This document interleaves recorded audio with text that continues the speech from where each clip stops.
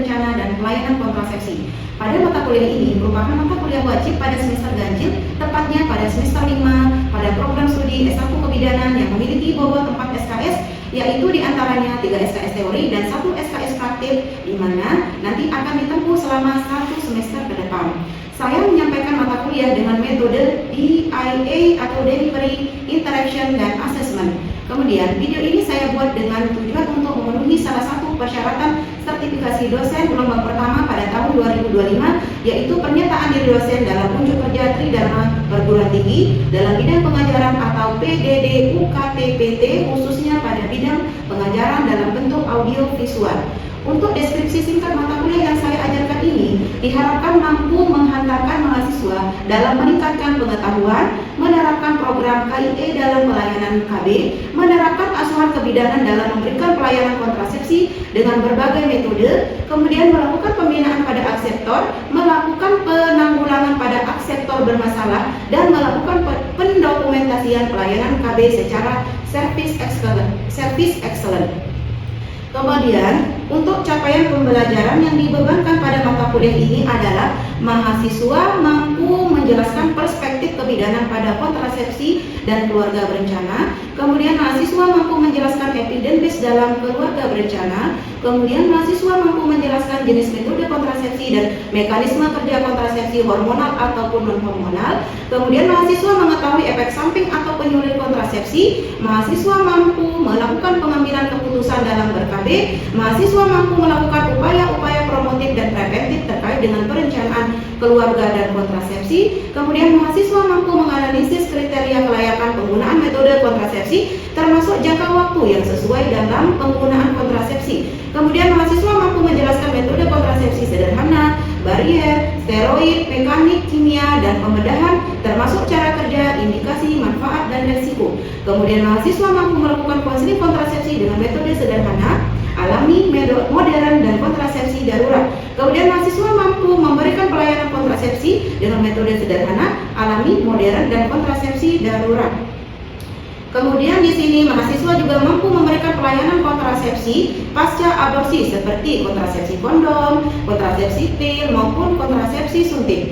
Kemudian di sini mahasiswa juga mampu menjelaskan obat kontrasepsi darurat, kemudian menyimpan dan memberikan kontrasepsi darurat, menyimpan dan memberikan kontrasepsi darurat sesuai dengan kewenangan, kemudian sesuai dengan kebijakan lokal, protokol, peraturan, dan hukum. Kemudian di sini mahasiswa mampu membuat pencatatan dan pelaporan kontrasepsi. Selanjutnya di sini untuk mencapai hal tersebut, bahan kajian dalam mata kuliah ini terdiri dari 7 konsep diantaranya.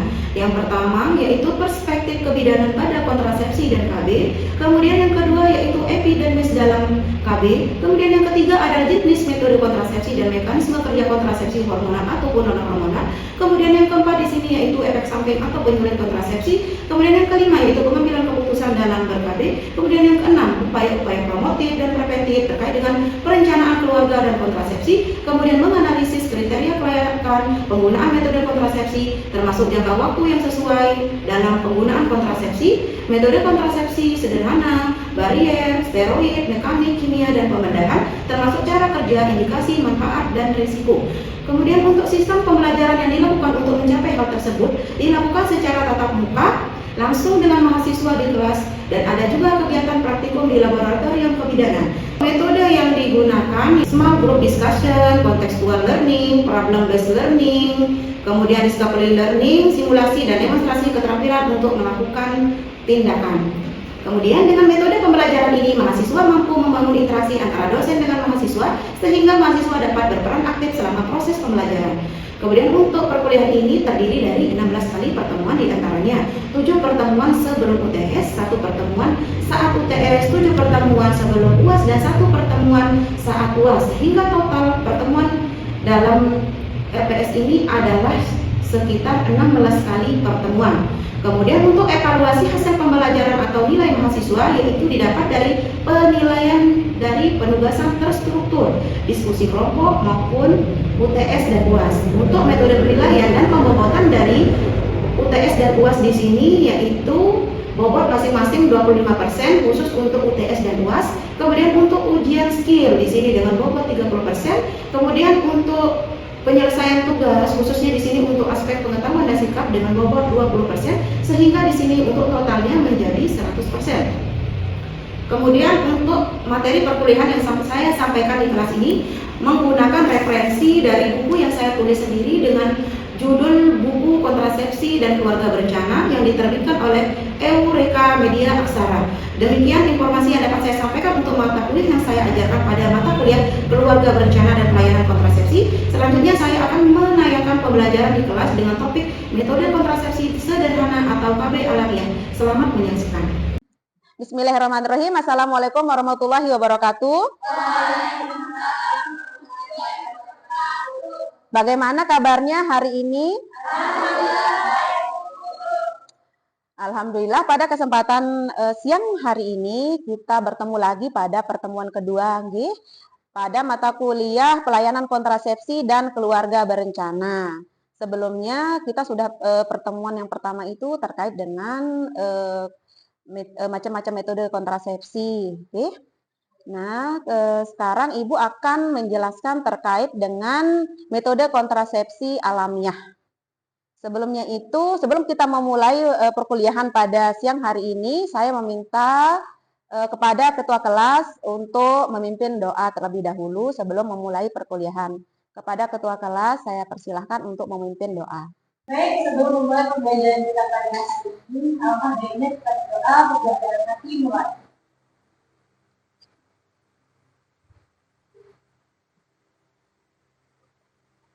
Doa selesai. Ayah. Oke, kemarin sudah kita pertemuan pertama. Ibu mau evaluasi terlebih dahulu untuk materi yang sebelumnya. Di sini Ibu mau tanyakan, apakah di sini ada yang tahu apa sih pengertian dari kontrasepsi? Ya, silahkan. Kontrasepsi ini berasal dari kata kontra yang berarti mencegah dan konsepsi itu yang berarti pertemuan antara kedua dan skema yang sederhana maupun modern. Oke, baik, betul sekali ya.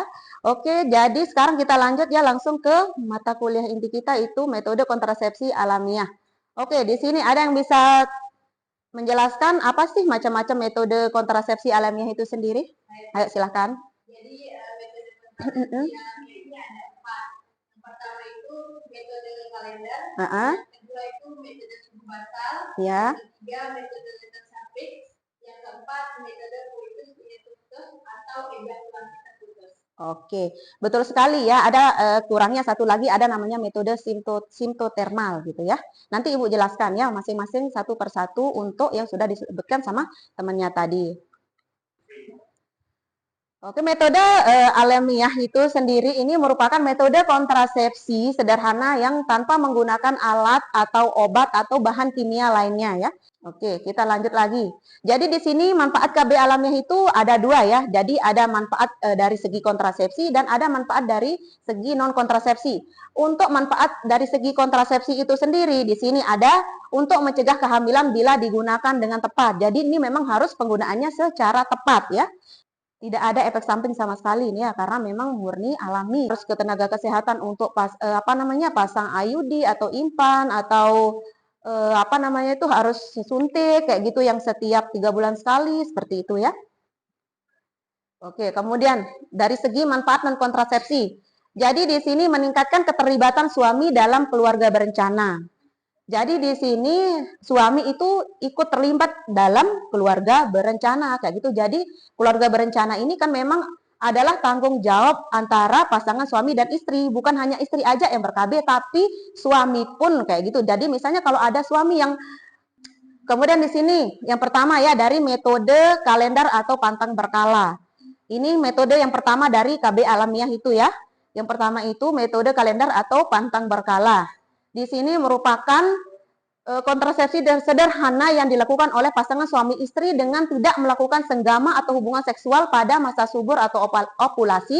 Kemudian masa subur terjadi itu pada pertengahan siklus ya, pertengahan siklus haid, tepatnya di antara hari ke-12 sampai 16 siklus haid. Ingat ya, catatannya di sini itu ini hari ke-12 sampai 16 siklus haid. Nah, kemudian di sini penemunya adalah dari Knaus dan Ogino ya.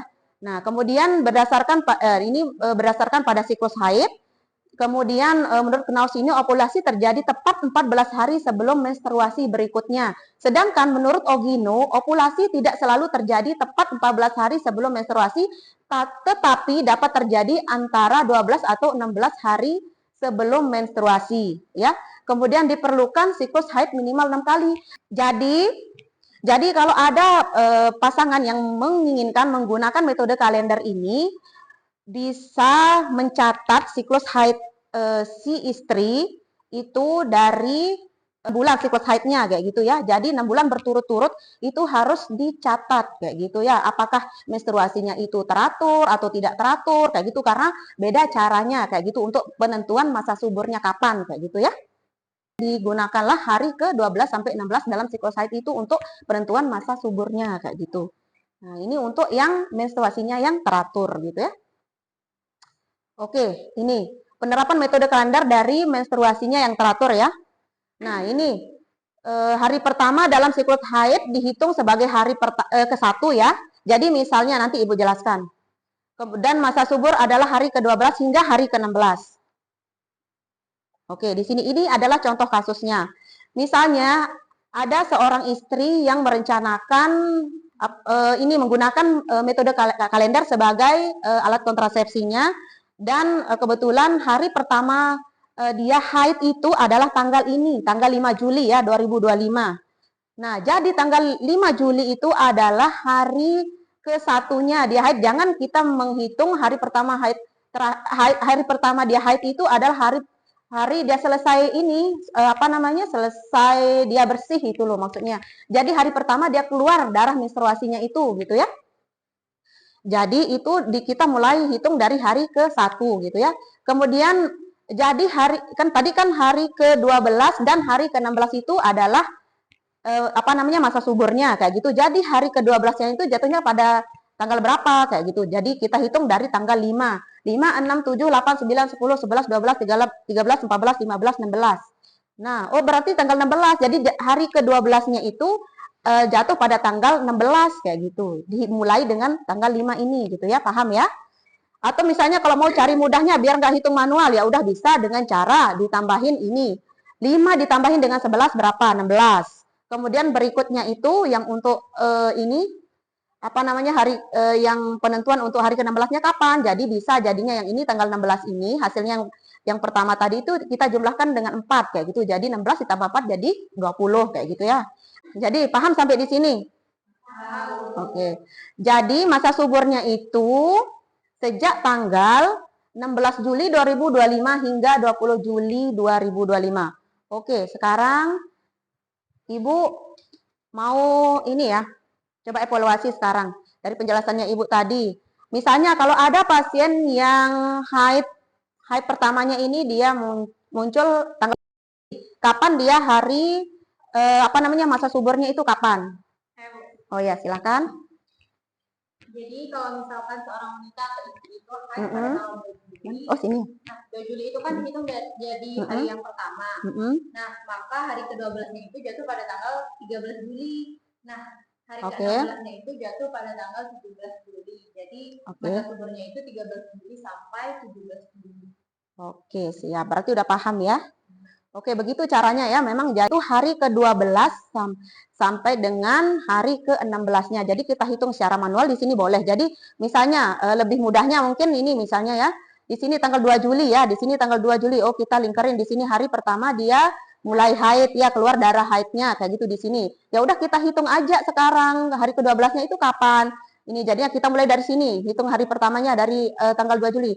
21, 2, 3, 4, 5, 6, 7, 8, 9, 10, 11, 12. Nah, berarti benar ya kata temannya tadi 13 Juli. Sampai sampai berapa lagi kayak gitu kan, karena tadi ke-12 sampai ke-16 ya. Jadi 16-nya itu tambahin lagi dia ini 1, 2, 3, 4, 5. Kayak gitu ya. Jadi sampai tanggal 17 Juli kayak gitu ya. Berarti benar ya dari temannya ya. Oke, terima kasih. Kemudian lanjut lagi ya. Ini catatan penting untuk yang haidnya tidak teratur. Sama seperti yang tadi. Harus menghitung siklus haidnya selama 6 bulan. Nah, dari situ kita tahu, oh ternyata ini dia enggak teratur kayak gitu, ada dia. Jadi kita ambil siklus terpanjang sama siklus terpendeknya. Nah, misalnya ada ibu-ibu yang mempunyai siklus haid, misalnya dia hari ini apa namanya hari pertama suburnya itu misalnya itu jumlah terpendeknya dikurangi 18. Misalnya hari terpendeknya misalnya 25, nanti Ibu kasih contoh ya. Nah, kalau ini catatan penting hari pertama suburnya itu ini sama dengan jumlah terpendek dikurangi 18 ya ini ya. Terus kemudian hari terakhir masa subur itu jumlah terpanjang dikurangi 11. Ingat, jadi jumlah terpendek dikurangi 18 dan jumlah siklus haidnya yang terpanjang itu dikurangi 11 gitu. Nah, ini contoh kasusnya. Istri yang siklus terpanjangnya itu 30 hari. Sebentar. 30 hari. Kemudian siklus terpendeknya itu 25 hari. Jadi ingat tadi ya, siklus yang ya, dikurangi 18 dan dikurangi dengan 19. Nah, jadi masa suburnya itu adalah mulai dari hari ke-7 sampai dengan hari ke-19 kayak gitu ya. Jadi harus tahu siklus terpanjang dan siklus terpendeknya kayak gitu, dikurangi 18 dan dikurangi 11 kayak gitu ya. Oke, di sini kita lanjut untuk metode kontrasepsi berikutnya ya. Tadi kan sudah Ibu jelaskan terkait dengan metode kalender. Sekarang kita lanjut ke metode suhu basal ya. Untuk metode suhu basal di sini itu dia menggunakan ini ya, ini suhu tubuh kayak gitu. Jadi suhu tubuh itu tetap diukur menggunakan termometer kayak gitu ya. Bisa secara termometer secara oral, perpagina maupun melalui Dober bisa, dan ini pengecekannya sekitar 5 menit saja kayak gitu ya. Ini jadi segera setelah bangun tidur itu langsung dicek kayak gitu sebelum melakukan aktivitas. Jangan sesudah melakukan aktivitas itu dicek kayak gitu ya, bisa jadi bisa langsung berubah suhu tubuhnya kayak gitu. Tanda-tandanya gimana kalau lagi masa subur gitu dengan menggunakan metode suhu basal ini? Tanda-tandanya di sini yaitu biasanya kan kalau suhu tubuh pada waktu pagi hari itu kan sekitar 35,5 sampai 36 derajat Celcius. Nah, kalau pada masa subur itu dia agak meningkat kayak gitu suhu tubuhnya. Suhu tubuhnya itu dia meningkat sedikit, misalnya dari 35,5 derajat Celcius sampai 36 derajat Celcius itu bisa jadi dia meningkat sampai 37 derajat Celcius sampai dia 38 derajat Celcius kayak gitu ya. Tapi ingat ya, pada pagi hari pada saat bangun tidur dan sebelum melakukan aktivitas kayak gitu ya. Kemudian tiba-tiba misalnya pas diukur itu, oh ternyata suhu tubuhnya naik kayak gitu ya, misalnya naiknya mungkin 37 derajat kayak gitu, tiba-tiba padahal nggak demam kayak gitu ya, di luar konteks itu ya, kalau demam itu nggak bisa ya menggunakan suhu basal. Ini misalnya suhu normal ya, menggunakan suhu normal yang tidak mengalami sakit, yang lagi sehat lah kayak gitu ya badannya kayak gitu. Oh tiba-tiba dia ini suhu tubuhnya meningkat menjadi 30 derajat Celcius ya, bisa jadi itu adalah masa suburnya kayak gitu ya. Nah, ini penjelasan Ibu yang tadi itu ya. Kita next aja ya. Nah, kemudian metode simptotermal ya, seperti yang tadi Ibu jelaskan pada saat awal pertemuan tadi itu. Metode simptotermal ini dia menggunakan dua kombinasi ya, kombinasi antara metode suhu basal tubuh dengan metode lendir serviks. Jadi dua metode kayak gitu ya digabungkan itu memang lebih maksimal kayak gitu ya manfaatnya kayak gitu. Jadi digabungkan antara dua metode, antara suhu basal tubuh dan metode lendir serviks kayak gitu ya. Jadi digabungkan kayak gitu. Oke, kemudian selanjutnya itu adalah metode coitus interruptus. Nah, metode coitus interruptus ini sama dengan senggama terputus ya. Jadi ini pasangan atau suami itu harus segera mengeluarkan penisnya itu sebelum ejakulasi ya, makanya namanya ekspulsi praejakulasi kayak gitu. Jadi jangan sampai ini ejakulasi, maksudnya sebelum ejakulasi itu harus segera mengeluarkan penisnya. Kenapa bisa seperti itu? Karena kan memang untuk menghindari ovulasi atau menghindari kehamilan. Karena kalau sampai ada sperma yang masuk kayak gitu ya, nanti bisa jadi terjadinya pertemuan antara sel telur dengan sel sperma. Jadi bisa menyebabkan kehamilan. Nah, seperti itu. Makanya ini coitus interruptus ini memang senggama terputus. Jadi diharapkan ini mengeluarkan alat kelaminnya atau penisnya laki-laki dari vagina pasangannya itu sebelum dia mencapai ejakulasi kayak gitu ya, agar menghindari pertemuan antara sel telur dengan sel sperma kayak gitu. Oke, manfaatnya gimana? Manfaatnya itu dari sama seperti yang tadi ya, ada manfaat kontrasepsi dan manfaat non kontrasepsinya kayak gitu. Sama seperti yang tadi ini alamiah juga ya, tidak membutuhkan alat, obat-obatan seperti itu ya. Kemudian efektif bila dilakukan dengan benar. Jadi ini memang harus dilakukan semuanya dengan benar kayak gitu ya. Kemudian ini tidak mengganggu produksi ASI karena kan tidak harus minum obat kayak gitu yang bisa mempengaruhi produksi ASI kayak gitu ya. Kemudian ini juga tidak ada efek samping dalam penggunaan KB meskipun itu adalah KB alamiah kayak gitu ya. Kemudian menanamkan sifat saling pengertian kayak gitu ya, sama-sama saling mengerti antar pasangan kayak gitu ya. Kemudian tanggung jawab bersama dalam ber-KB, jadi sama-sama saling bertanggung jawab dalam ber-KB ya. Oke, jadi bagaimana sih penilaian klien itu terhadap metode coitus interruptus itu? Nah, yang ini.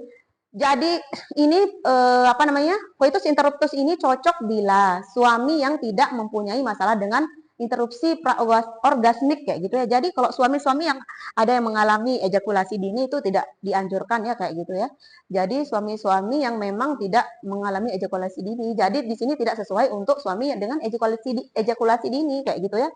Jadi kemudian pasangan yang tidak mau metode kontrasepsi lain itu sesuai untuk pasangan yang tidak mau menggunakan metode kontrasepsi lain. Jadi metode kontrasepsi alamiah ini bisa menjadi solusi kayak gitu ya. Jadi kan ini tidak menggunakan obat-obatan kayak gitu, jadi alamiah kayak gitu ya.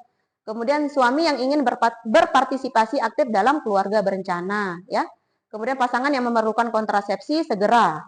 Nah, misalnya kan ada pasangan yang baru menikah kayak gitu, misalnya mau menunda kehamilan dulu kayak gitu. Terus saya takut ini kalau misalnya saya menggunakan kontrasepsi suntik, takutnya saya nanti pada saat program hamil nanti kesuburan saya nanti lama kembali misalnya kayak gitu ya. Apa solusinya bidan nanti? Nah, bisa solusinya adalah menggunakan metode KB alamiah ini kayak gitu ya, bisa menggunakan metode kalender, bisa menggunakan metode sintotermal dari serviks kayak gitu ya.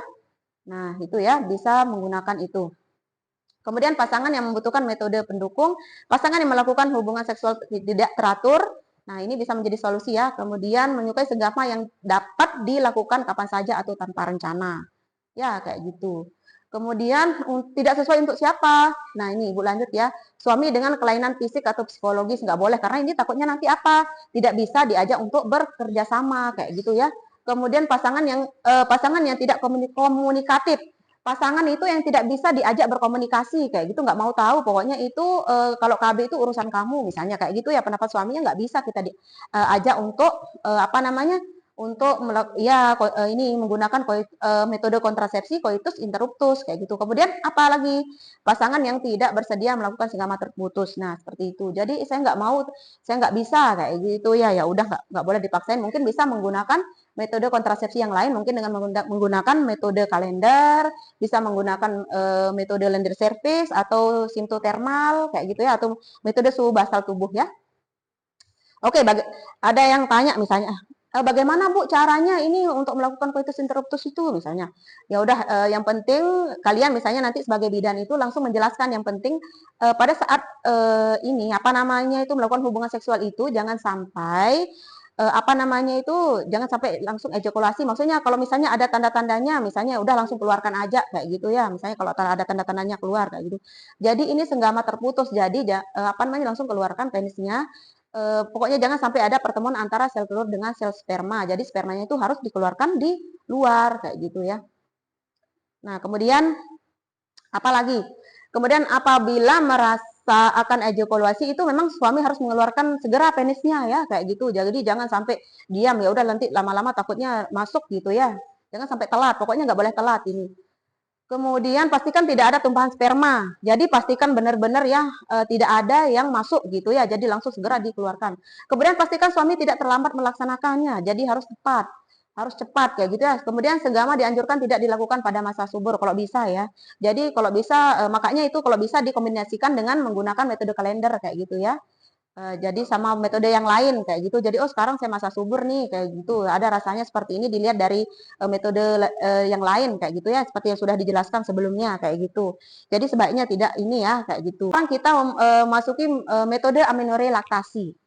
Nah metode amenorrhea laktasi ini yaitu dia mengandalkan pengeluaran mengandalkan ASI kayak gitu ya. Jadi ini mengandalkan ASI eksklusif. Jadi ini biasanya digunakan untuk ibu-ibu yang ASI eksklusif kayak gitu ya. Karena kan ASI eksklusif itu kan 6 bulan ya. 6 bulan sejak melahirkan kayak gitu. Jadi ini harus dilaksanakan ini 6 bulan ini harus memang benar-benar ASI eksklusif kayak gitu ya. Nah, jangan sampai ini apa namanya ada yang menggunakan ini adalah ibu-ibu yang bekerja, ini tidak sesuai ya kayak gitu. Soalnya kalau ibu yang bekerja itu kan karena lebih sering meninggalkan bayinya ya, karena ini kalau ASI eksklusif ini yang metode aminorelaksasi ini dia biasanya yang langsung apa namanya menyusui secara langsung atau breastfeeding kayak gitu ya. Nah, kayak gitu itu lebih cocoknya seperti itu. Nah, ini kemudian lanjut lagi. Nah, bagaimana efektivitasnya?